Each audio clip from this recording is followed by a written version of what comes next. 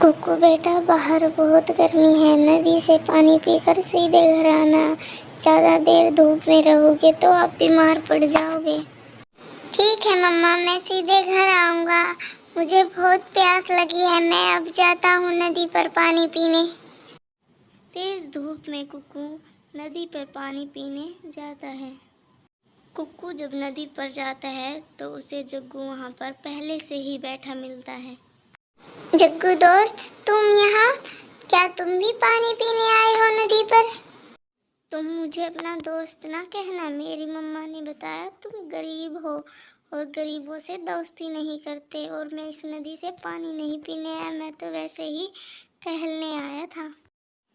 मेरे घर पर तो फ्रिज है, मैं तो फ्रिज से पीऊँगा ठंडा ठंडा पानी, तुम्हारी तरह नहीं जब देखो मुँह उठा के नदी पर पानी पीने आ जाते हो। कुकू जग्गू की ये सारी बातें सुनकर घर आ जाता है।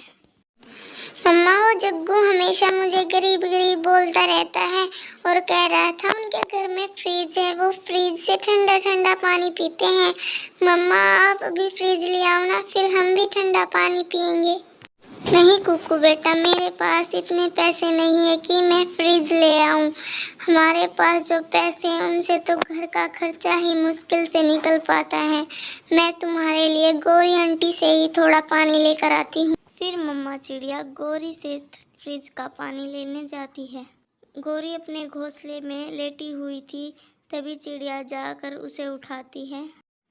क्या लेने आई हो छोटी चिड़िया इतनी तेज धूप में? तुम्हें कोई काम धंधा नहीं है जो दूसरों के घरों में जाकर उन्हें तंग कर रही हो? आ जाती हो कभी भी मुंह उठा के। नहीं गौरी, मैं तुम्हें तंग करने नहीं आई थी। मेरा बेटा कुकू ठंडा पानी पीने की जिद कर रहा था, इसलिए मैं तुमसे पानी लेने आई थी फ्रिज का। ठंडा पानी लेने वाली, इतना ही ठंडा पानी पीने का मन कर रहा है तो पैसे लगाओ और फ्रिज लेकर आओ। तुम बिल नहीं भर रही जो तुम्हें मुफ्त में ठंडा पानी दे दूं। गौरी, तुम मेरी मदद नहीं कर सकती, लेकिन मेरी गरीबी का मजाक तो मत उड़ाओ। इतना कहकर चिड़िया वहाँ से अपने घर आ जाती है। कुकू बेटा, मैं जल्दी ही और ज़्यादा काम करके और पैसे इकट्ठा करके फ्रिज लेकर आऊँगी मेरे बेटे के लिए, फिर जितना चाहे ठंडा पानी पीना। चिड़िया अपने बेटे कुकू को समझा देती है और वो रात को जब लेटे हुए बातें कर रहे थे तभी उनके घर एक बूढ़ी फाख्ता आती है। आइए माँ जी, आप कौन हो? कहाँ जाना है आपको?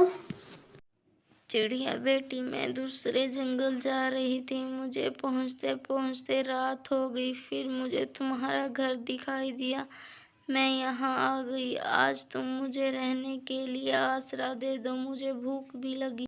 चिड़िया बूढ़ी फाख्ता को खाने के लिए खिचड़ी देती है जो उसने सुबह के लिए बचा कर रखी थी। फिर चिड़िया बूढ़ी फाख्ता को अपने घर में रख लेती है और बूढ़ी फाख्ता उसे धन्यवाद कहती है। चिड़िया, तुम्हारा बहुत शुक्रिया जो तुमने मुझे अपने घर रखा। मेरे पास तुम्हें देने के लिए और तो कुछ नहीं है, बस एक मिट्टी का बर्तन है। ये मिट्टी का बर्तन तुम रख लो। नहीं माँ जी, मुझे इसकी कोई ज़रूरत नहीं है, आप इसे अपने पास ही रखिए। अगर हम पक्षी एक दूसरे की मदद नहीं करेंगे तो और कौन करेगा? बूढ़ी फाख्ता चिड़िया की कोई बात नहीं सुनती। चिड़िया, ये एक चमत्कारी बर्तन है, तुम जो कुछ भी इसमें डालोगी वो दुगना हो जाएगा। बूढ़ी फाख्ता जो चिड़िया को मटका देकर गई थी, चिड़िया उसे एक कोने में रखकर भूल जाती और उस पर कोई ध्यान नहीं देती। कुकू, लो ये केसर लस्सी पी लो। जब मैं दाना लेने गई थी तो मुझे एक लस्सी बेचने वाला दिखाई दिया, तो मैं तुम्हारे लिए ये ठंडी लस्सी लेकर आई हूँ, तुम इसे पी लो। नहीं मम्मा, आप तुम में दाना लेकर आई हो इसलिए आपको ज़्यादा गर्मी लग रही है। ये लस्सी आप पी लो, मैं तो घर में ही था, मुझे तो कोई गर्मी नहीं लग रही। कुकू, तुम कितने समझदार हो गए हो बेटा। मैंने नदी से आते हुए ठंडा पानी पी लिया था और केसर लस्सी तो मेरे को पसंद ही नहीं है, इसलिए तुम पी लो, मैं तुम्हारे लिए ही लेकर आई हूँ ये लस्सी। मम्मा, उस दिन वो बूढ़ी फाख्ता ने मिट्टी का बर्तन दिया था। वो कह रही थी कि इसमें जो भी डालोगे वो दुगना हो जाएगा, क्यों ना ये लस्सी का गिलास हम उसमें डाल दे, क्या पता वो सच में चमत्कारी बर्तन। ठीक है कुकू बेटा, तुम कह रहे तो एक बार हम उस मटके में ये लस्सी का गिलास डालकर देख लेते हैं। उसको तो मैं रखकर भूल ही गई थी।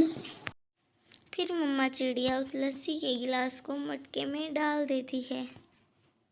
जब मम्मा चिड़िया उस मटके में लस्सी का गिलास डालती है तो एक ही गिलास से वो मटका ऊपर तक भर जाता है।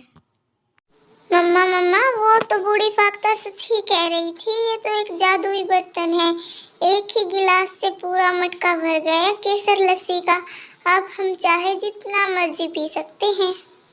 तुम ठीक कह रहे थे कुकू बेटा, वो बूढ़ी फाख्ता हमारे लिए भगवान बनकर आई थी जो हमें मटका दे गई। अब इस केसर लस्सी को मैं जंगल में बेचा करूंगी और जो बेचकर पैसे आएंगे उनसे मैं एक पक्का घर लूंगी, जिससे हमें कभी बारिश का डर नहीं होगा और हमें सर्दियों में कभी सर्दी नहीं लगेगी।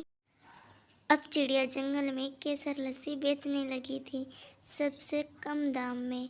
उसकी लस्सी ठंडी भी थी और स्वादिष्ट भी थी, इसलिए सभी पक्षियों को चिड़िया की केसर लस्सी पसंद आ रही थी। एक दिन चिड़िया के पास तोता आता है। चिड़िया बहन, मैं दूसरे जंगल से आया हूँ और मेरे पास पैसे नहीं है। मुझे भूख भी लगी है और प्यास भी लगी है। क्या तुम मुझे एक लस्सी का गिलास पिला सकती हो? फिर क्या हुआ मिट्ठू भाई, जो आपके पास पैसे नहीं है, आप ऐसे ही लस्सी पी लो। चिड़िया बहुत दयालु थी। अगर किसी पक्षी के पास पैसे भी नहीं होते तो वो उसे भी बिना पैसे की लस्सी पिला दिया करती थी। लस्सी बेचकर चिड़िया ने पैसे इकट्ठे करके एक पक्का घर भी ले लिया था और फ्रिज भी। अब वो माँ बेटा खुश थे।